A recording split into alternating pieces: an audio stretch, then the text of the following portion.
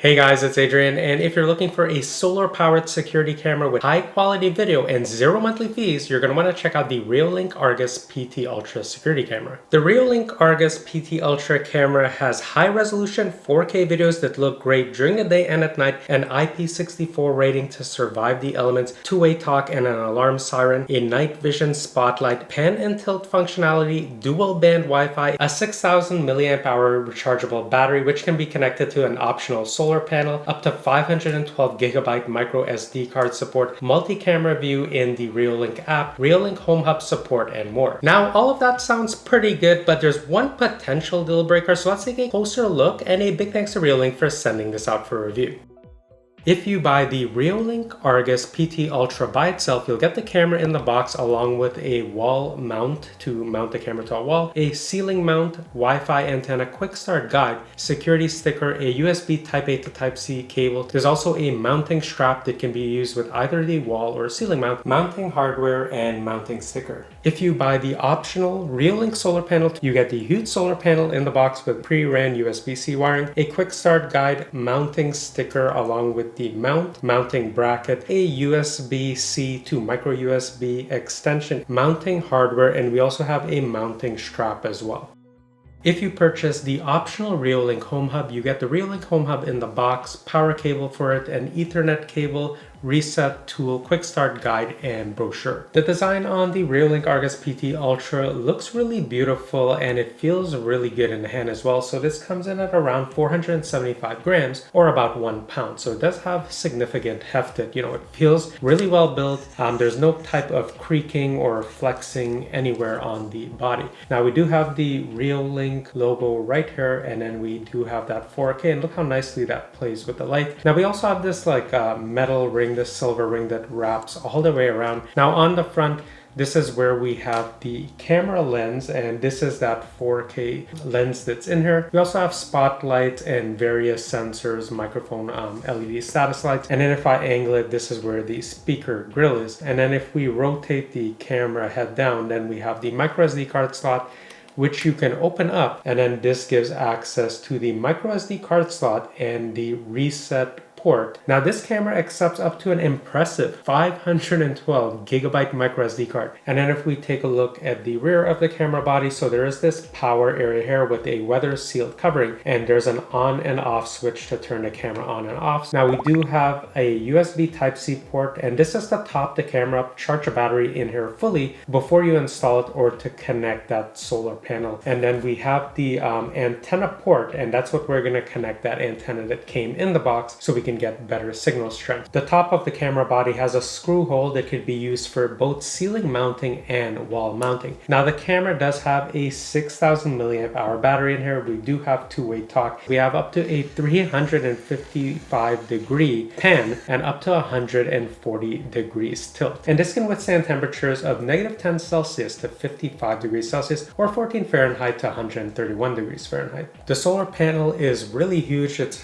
pretty much the span of my hand, and this combo comes in at around 473 grams or 1 pound. So make sure that when you mount it, the surface you're using can support that weight. And then on the rear, of course, is where we have the thread hole here to connect it to the mount, and then the USB Type-C port to run this to your camera body. The Home Hub has a tactile button on the front, and we have an LED indicator ring light as well. And if we take a look at the back, so we have a speaker grill, and the reason for that is that this can actually emit an alarm inside your home as well. Now we have a power port here and 2 microSD card slots. There's also an Ethernet port as well. Here's a quick look at the specs. Feel free to pause or jump ahead to the next section. To set up the Home Hub and camera in the Reolink app like I have here, first you're gonna plug your Home Hub into your modem and then plug it into the wall. Then you're gonna go to the Reolink app, and it should find it automatically like it did on mine. Just tap into it and go ahead and select the option to initialize the Home Hub. Once all of that is done, go ahead, hit the plus sign here, hit scan the top of the camera, and then just wait for it to be added in the Reolink app. Just follow along with the steps. Now I have 2 of these cameras, so I'm going to install the second one, and then I'm going to install everything. Installing the camera is really easy. So first you would take the wall mounting bracket if you were going to wall mount it, and then you would just use these supplied screws and wall anchors and just drill this into a wall. And then once that's secured in there, what you're going to do is you're going to line up this screw right here with the screw hole on there. And then what you would do is you would lift up this weather sealed area here, and that would give you access. Tighten everything up till it's nice and secure in there. And don't forget to connect the Wi-Fi antenna to the camera body before you go ahead and mount it to the bracket, just to make life a bit easier. Installing the solar panel is really easy. So you'll take the solar panel mount, and on the underside there's 3 screw holes, so connect this to whichever surface you like, and then you'll just connect the screw here with the rear of the solar panel right there, and then you'll just thread in the USB Type-C port to the rear of the camera body. You also have a mount for ceiling mounting, so there's 3 screw holes, so you would just put this on your ceiling, drill 3 screws in there, and then you could easily just screw the camera body right into place. So again, really simple type of system. And if you wanted to wrap this around a tree or a pole, they also have included a mounting strap, and you can see that could be threaded right through the ceiling mount, and also on the rear of the wall mount you also have openings here to loop that through and just tighten everything that way. So tons of versatility. Let's take a look at the Reolink App Settings. So I have my backyard camera and the one on my driveway, so I'll tap into the driveway one now. And you can see that pulls up within a matter of seconds, and that's my current speed. Now, really important to note is right now it's set to clear instead of balanced and fluent. And clear means I'm getting the best possible streaming quality. Now, if I actually punch in here on my car's license plate, you can see it says Your Text Ontario. This is a Sonata Sport Tech, so the detail on here is actually really good, considering this is a 4K camera. Now, while we're looking at live view, we can also go ahead and jump into a full screen mode, and you still retain those controls on the side along with two-way talk. And because we have multiple cameras, you can actually tap this little tile here and see all of the cameras at once. And on this main screen, this is where we could go ahead and listen to the outside kind of microphone pickup. You can hear it's kind of a windy day, but I could just cut that volume right there. And then I could also go ahead and take a screenshot. It's going to save it to my phone, and then I could share this. And I can also take a manual recording if I see something interesting. Now, at the very bottom, we can hit this icon to initiate two-way talk with whoever is standing outside. And I will demo a clip of that later. We can also go into pan, tilt, and zoom.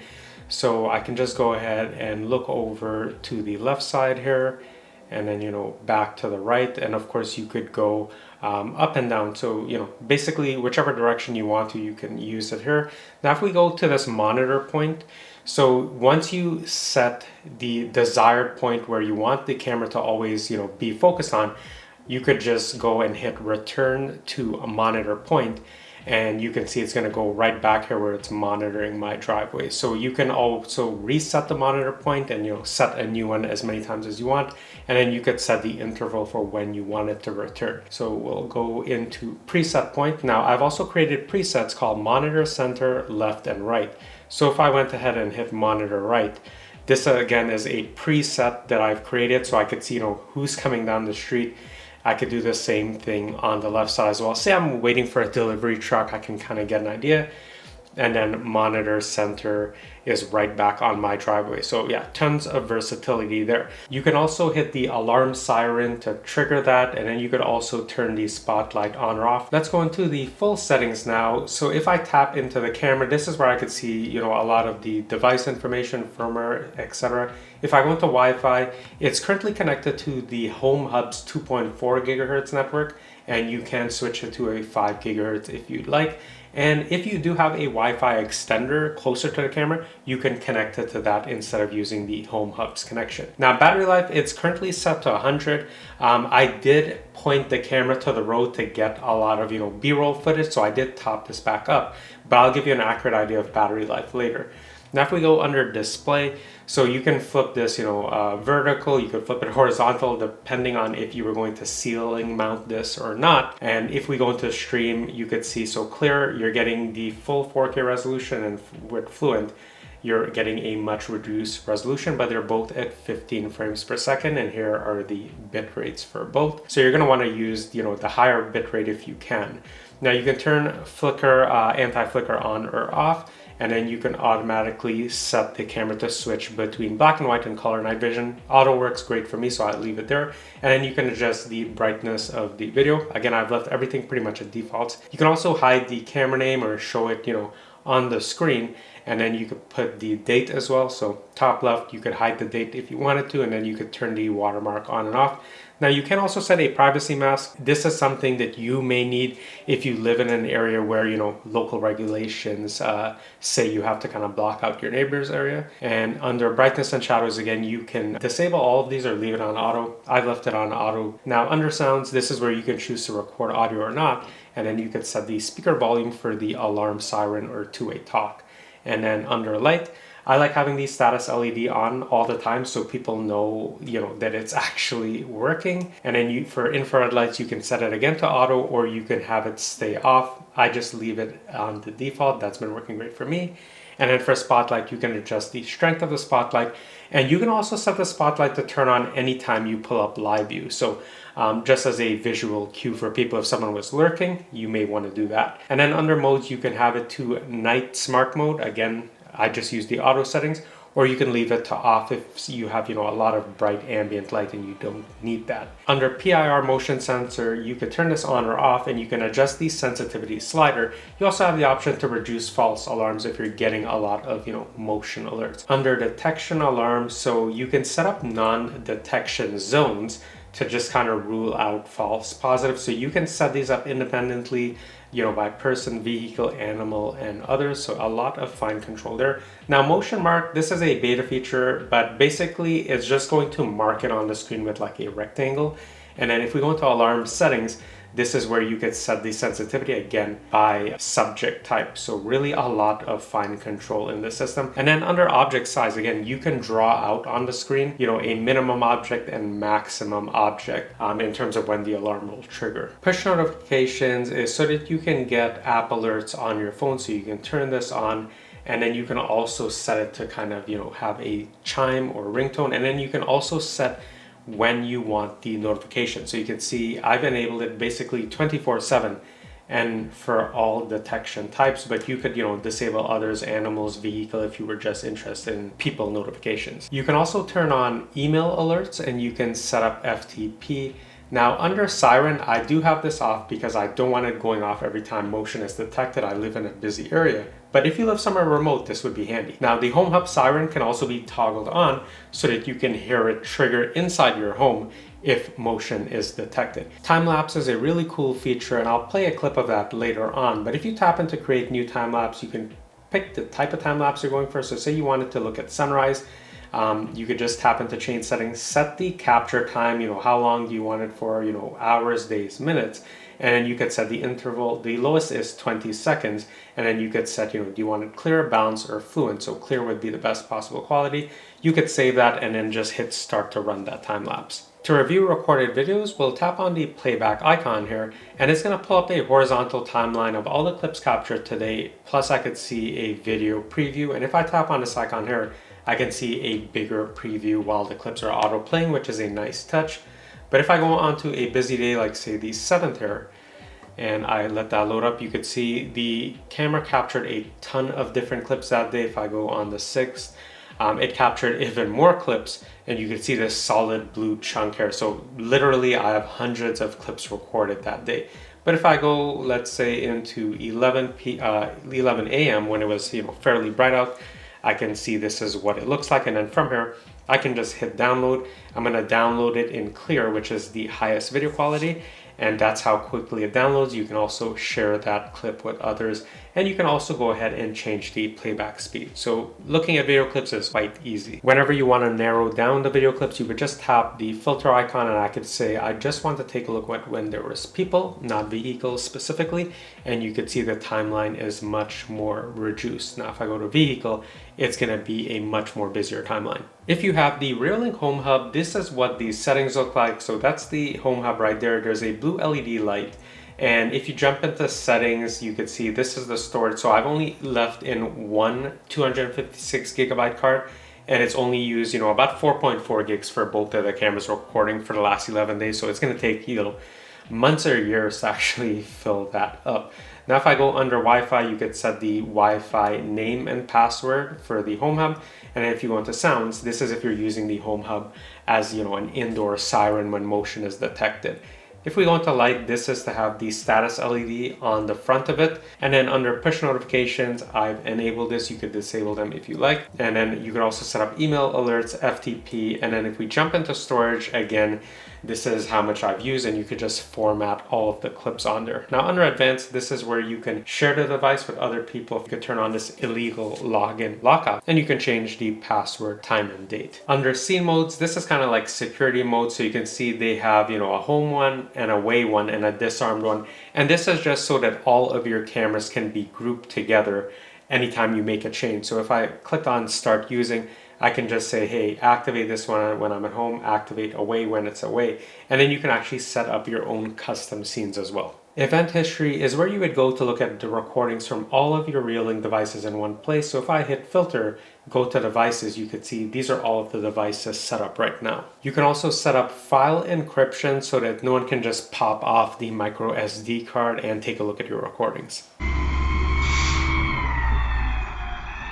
Daytime video looks fantastic. Videos are crisp, very detailed enough to make out faces and even license plates up to a good 20 to 25 feet away, like you can see in this clip where I'm just kind of digitally zooming in on this plate. Night vision videos are also detailed enough to make out faces close and far away. Now you can use the optional spotlight, or if you have a lot of ambient light around your home like I do, you can actually turn the spotlight off and just use the infrared black and white night vision. And check out this cool time-lapse video that I took with both the front camera and my backyard camera. This is a really handy feature if you want to capture, you know, like a construction build or a sunset or sunrise. The spotlights do a pretty good job of illuminating most of my driveway, and it makes a good visual deterrent anytime motion is detected. Motion detection is also fairly responsive. Now I left it on the default of 80 sensitivity, and as I walked up to the driveway, I would say within 3 to 4 seconds it was able to detect me, send the alert to my phone, and I could just tap on that to pull up the Reolink app and take a look at what was going on outside.